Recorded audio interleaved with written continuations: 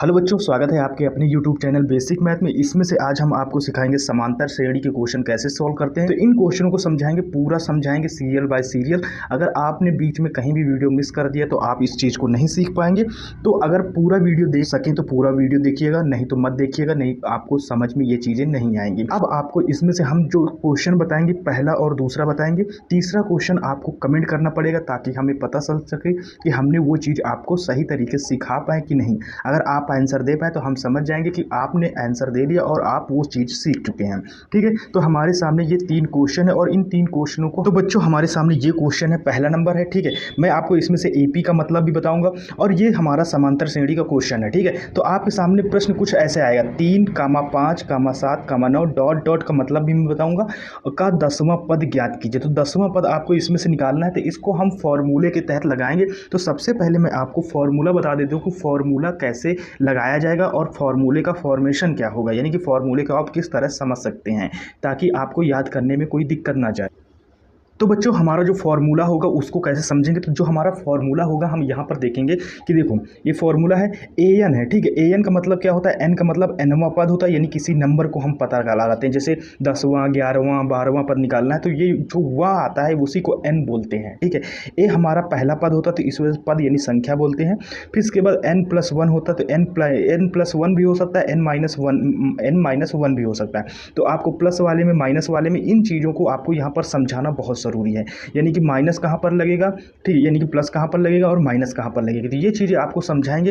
तो जो पद होते हैं यानी संख्या बोलेंगे, n यानी पहला पद होता है। ठीक है, जो इसमें से d निकलेगा, d क्या निकलेगा, इसको यानी सार्वांतर, यानी दो संख्याओं का बीच का जो अंतर होता है उसको सार्वांतर बोलते हैं, यानी d बोलते हैं। n क्या होगा, ये गिनती होगी, n मतलब नंबर, यानी कौन सा 10वां 11वां 12वां 13वां, इन सारी चीज़ों को हम बताएंगे। तो इन सारी चीज़ों को समझने के लिए मैंने कुछ क्वेश्चन अपनी तरीके से बनाए हैं, जिनको आप उनसे समझेंगे किस तरह क्वेश्चन आपके सामने आते हैं यानी प्रस्तुत होते हैं।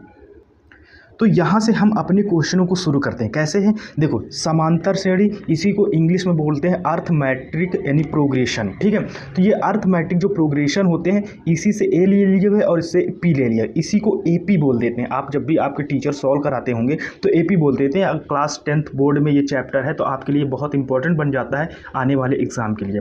अब मैं जैसे आपको यहाँ पर यानी क्वेश्चन समझाना, कैसे पता चलेगा कि ये समांतर श्रेणी का क्वेश्चन है, ये सबसे मेन बात आती है। देखो 4 है, फिर इसके बाद 7 है, फिर इसके बाद 10 है, फिर इसके बाद 13 है। हर संख्या बार बार यानी कि कुछ ना कुछ बढ़ रही है। तो कितना बढ़ रही है ये हम चेक करते हैं। तो यानी 4 और 7 के बीच में अंतर जो देखते हैं कि बीच का अंतर पहले निकालते हैं। तो देखो इस जगह का अंतर कितना हो जाएगा, 3 हो जाएगा। ठीक है, फिर 7 और 10 का बीच का अंतर निकालते हैं। तो 7 और 10 के बीच का अंतर क्या हो जाएगा, तो 7 और 10 के बीच में देखो अंतर, 7 को इसमें से घटाएंगे तो कितना आ जाएगा, 3 आ जाएगा।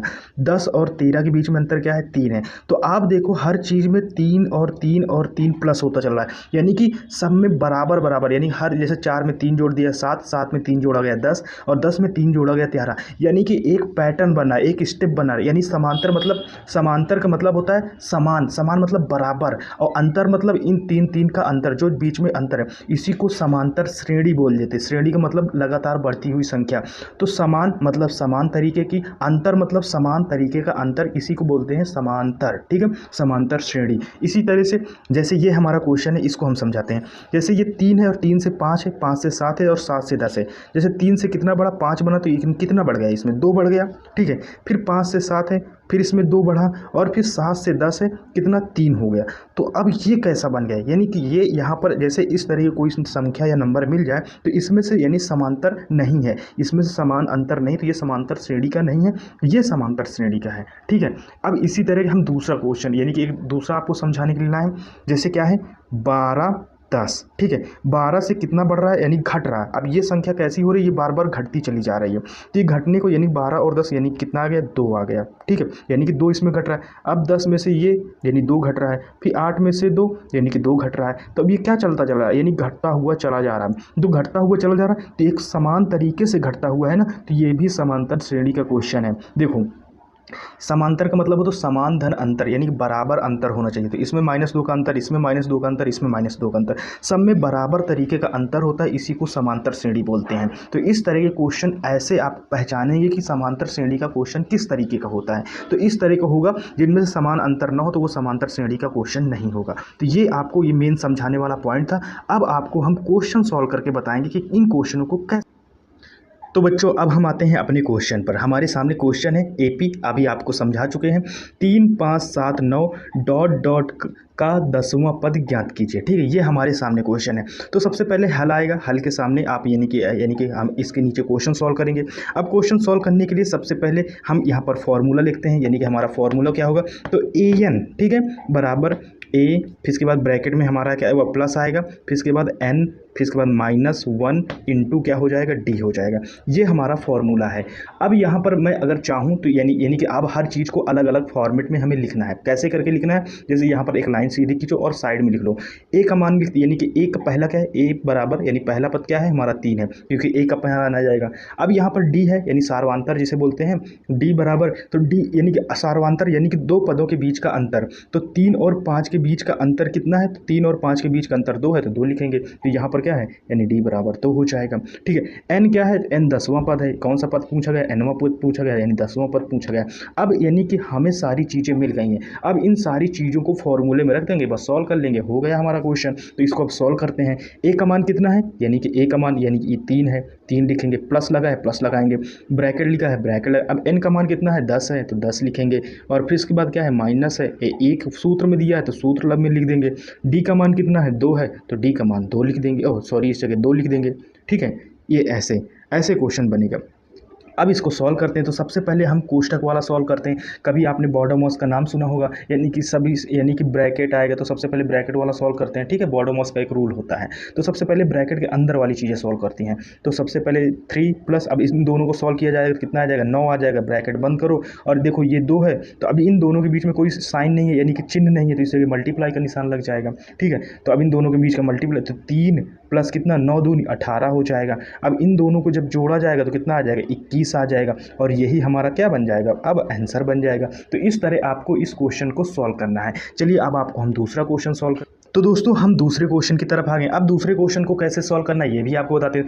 तो कैसे सॉल्व करना है ये आप जानते हो। सबसे पहले हम क्या करेंगे, इसमें सूत्र लिखेंगे, यानी फॉर्मूला लिखेंगे। ए एन बराबर क्या होता है, यानी कि ए होता है प्लस होता है, फिर ब्रैकेट में होता है क्या है, होता है एन -1, फिर इसके बाद क्या है इंटू डी होता है। ठीक है, अब सबके मान लिख लो और इस क्वेश्चन को सॉल्व कर लो। ए का मान क्या है, तो ए का मान है यानी ए बराबर क्या है, ए के बराबर 29, यानी पहला पद लिखते हैं। फिर इसके बाद क्या है, यहाँ पर डी का मान लिखेंगे, यानी सार्वांतर दोनों का अंतर कितना है, 29 और 26 का अंतर कितना है, 29 और 26 में जब घटाया जाएगा तो कितना आ जाएगा, 3 आ जाएगा।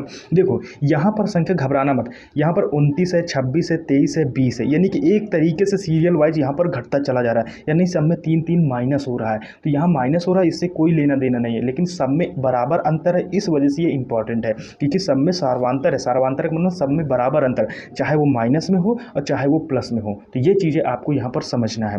और एन का मतलब क्या हो जाएगा, एनवां पद, ये 9वां पद निकालना है, तो n बराबर 9वां है। ठीक है, हमें सब चीज़ों की वैल्यू पता चल गई। अब यहाँ पर सॉल्व कर लेते हैं। क्या है, ए एन बराबर सॉल्व करेंगे, ए का मान कितना है 29 है, तो 29 लिखेंगे, प्लस लगाएंगे, फिर इसको ब्रैकेट में बंद करेंगे। एन का मान कितना है, एन का मान 9 है, तो 9 - 1 लिख देंगे, फिर इसके बाद ब्रैकेट बंद कर देंगे। डी का मान कितना है, तो डी का मान यहाँ 3 है, तो 3 लिख देंगे। बस अब सॉल्व कर लो, इसी को यही सॉल्व करना है। तो सबसे पहले आपको पता है ब्रैकेट सॉल्व करते हैं, इसको सॉल्व करते हैं, तो 29 उसी तरह लिख लो और प्लस लगाओ, और फिर इसके बाद इन दोनों में जब माइनस किया जाए तो 8 आ जाएगा, और इसको ब्रैकेट बंद कर दो। फिर इसके बाद इधर 3 है, अब इन दोनों के बीच में कोई साइन या चिन्ह नहीं है, तो इसकी वजह से इस जगह मल्टीप्लाई हो जाएगा। तो इसको सॉल्व करते हैं, यानी कि कितना है 29 प्लस, अब इसका मल्टीप्लाई 8 × 3 = 24, 24 हो जाएगा। 24 होने के बाद अब इन दोनों को जोड़ दो, जब दोनों यानी कि 4 और 9 = 10, 10 3 यानी कि 10, यानी कि 9 के बाद 10 और 10 3 13, 13 के 3 हाथ लागे 1 आ जाएगा, 2 2 4 1 5 यानी 53। यही हमारा क्या बन जाएगा, आंसर बन जाएगा जोड़ने में। ठीक है, तो ये हमारा फाइनली आंसर बन गया। अब आपको इसी तरह यानी तीसरा नंबर क्वेश्चन सॉल्व करके हमें बताना है। तो मैं आपको वो क्वेश्चन दिखा देता हूँ एक बार। पहली बार देखो बच्चों, हमने ये वाला क्वेश्चन यानी पहला क्वेश्चन सॉल्व कर लिया है। ठीक है, ये वाला क्वेश्चन सॉल्व कर लिया है। है, ठीक है। अब आपको ये क्वेश्चन सॉल्व करके कमेंट में ज़रूर बताना है, ताकि हमें ये पता चल सके कि हम चीज़ों को आपको बेहतर तरीके से समझा सकें। आई होप कि ये वीडियो अच्छा लगा। अगर अच्छा लगा तो अपने दोस्तों के पास शेयर कीजिएगा, ताकि उनके भी अच्छे नंबर आएँ, बोर्ड में आए और इनको सीखें, ठीक है। मिलते हैं नेक्स्ट वीडियो में, तब तक के लिए टेक केयर, बाय बाय, जय हिंद।